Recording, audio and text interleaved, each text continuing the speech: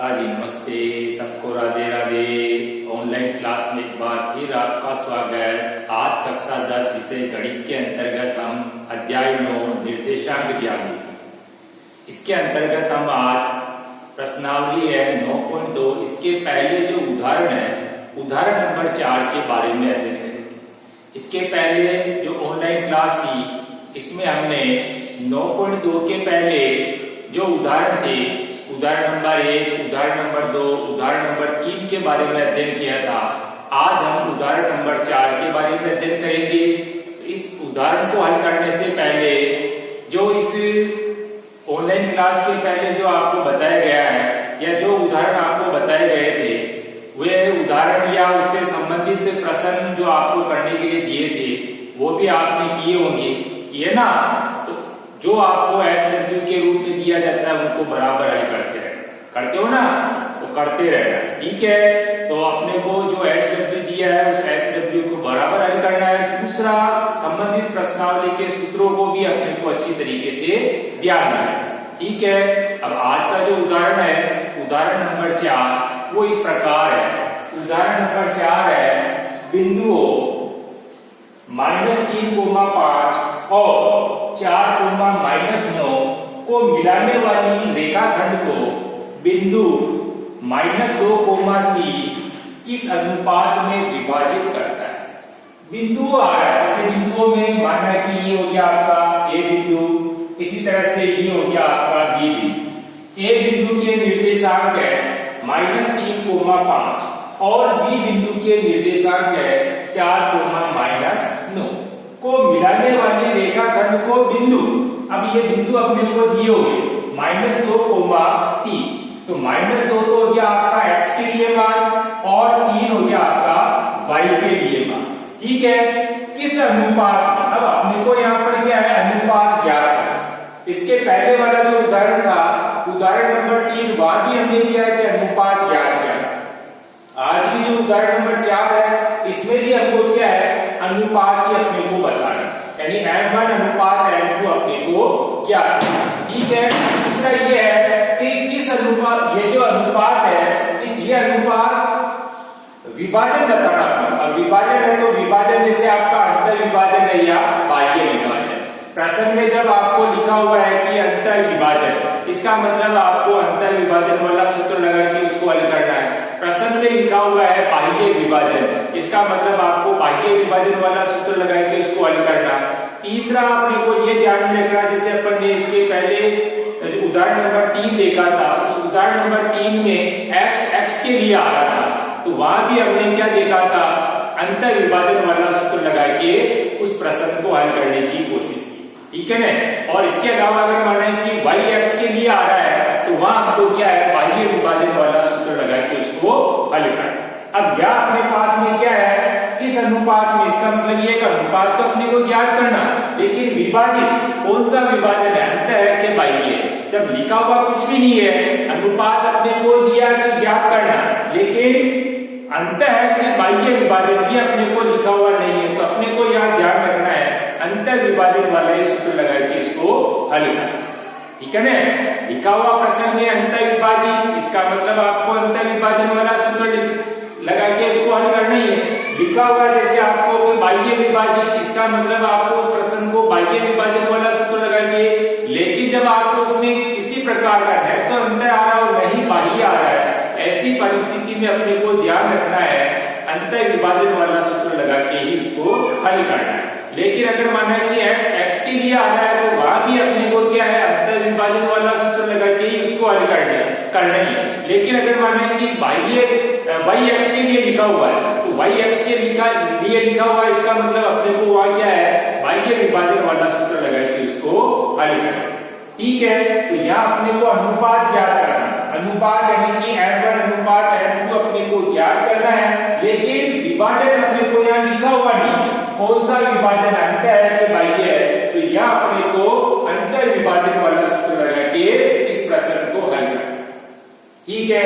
अब आप ए बिंदु है, ए बिंदु के निर्देशांक -3,5, बी बिंदु के निर्देशांक 4,-9 और रेखाखंड वो बिंदु यानी x के लिए x का मान अपने को दिया हुआ है -2 और y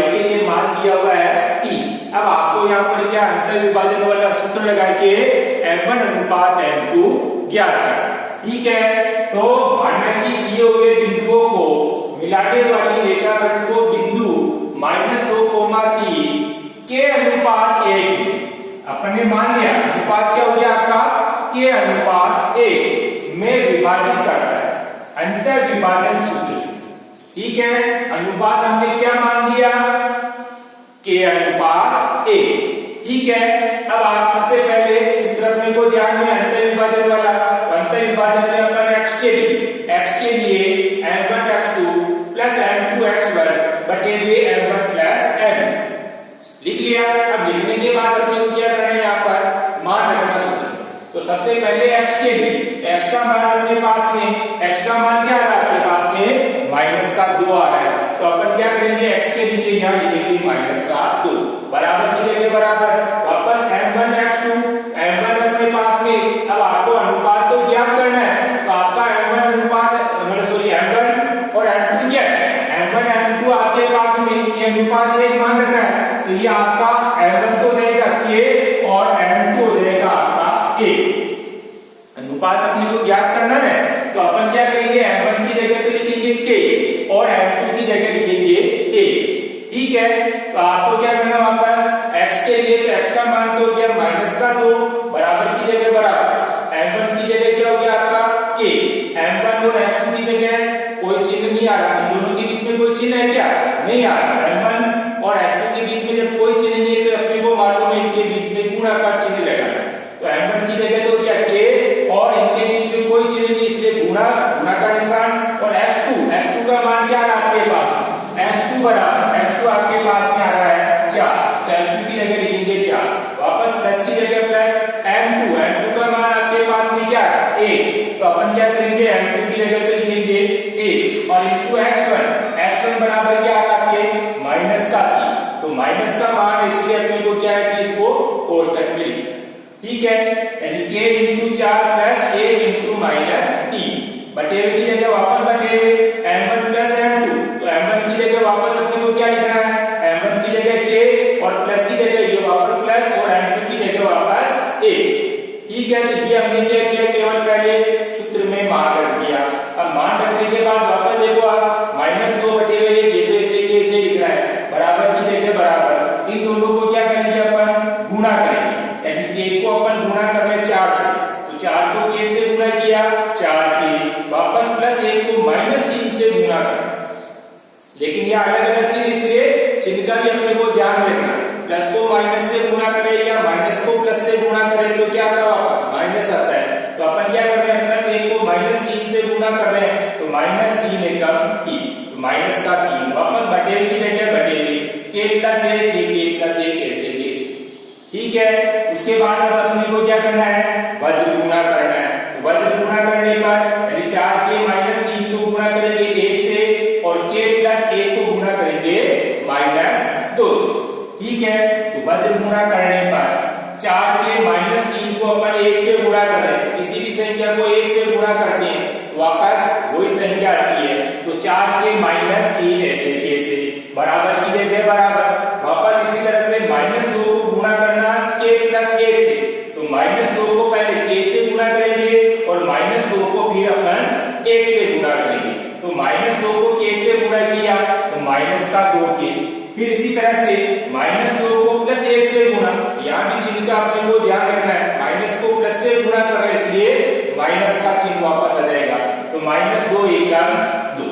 ठीक है, अब उसके बाद में आपके पास में एक समीकरण के रूप में प्राप्त हो गया। अब समीकरण के रूप में प्राप्त है तो अपन क्या करेंगे, k का इधर पक्षांतर कर देंगे और संख्या को अपन इधर पक्षांतर कर देंगे।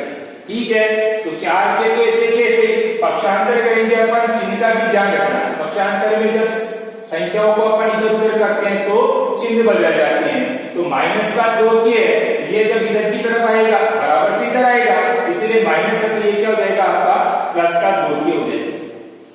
ठीक है, तो 4k प्लस 2k बराबर की जगह ये बराबर, उसके बाद -2 ये पहले लिखेंगे, उसके बाद पक्षांतर -3 का कर रहे हैं, जैसे पक्षांतर करेंगे अपन तो ये माइनस है तो ये क्या हो जाएगा इधर उधर जाके बराबर के उधर जाएगा तो क्या हो गया, चिन्ह बदल गया, ये +3। ठीक है। अब 4k और +2k दोनों एक जैसे चिन्ह की इसलिए जुड़ गया, तो प्लस प्लस की इसीलिए एक जैसा चिन्ह है तो हमेशा जुड़ता है, चाहे प्लस प्लस है चाहे माइनस माइनस की है। तो प्लस के 4k और प्लस के 2k ये दोनों जुड़ के कितना हो गया 6k, बराबर की जगह ये बराबर, लेकिन अब यहाँ क्या रहा कि अलग अलग चिन्ह आ, एक प्लस और एक माइनस है इसलिए बाकी निकल गई। लेकिन घटाने में भी अपने को ध्यान रखना है प्लस की बड़ी है कि माइनस की बड़ी है, तो प्लस के 3 में से -2 प्लस की बड़ी है तो आपकी कितना बच गया प्लस का 1 बच गया। ठीक है। अब k का मान चाहिए अपने पास में, तो k बराबर क्या हो जाएगा 1/6, यानी ये 6 क्या होंगे इस 1 के बटे में चला जाएगा। ठीक है। अब 1/6 ये भिन्न के रूप में है, इसको अपन क्या करेंगे अनुपात के रूप में लिखेंगे, तो आपका अनुपात क्या हो जाएगा 1/6। ठीक है। तो आपके पास में अभिष्ट अनुपात क्या हो गया 1/6। ठीक है। यही आपका क्या हो जाएगा आंसर हो जाएगा।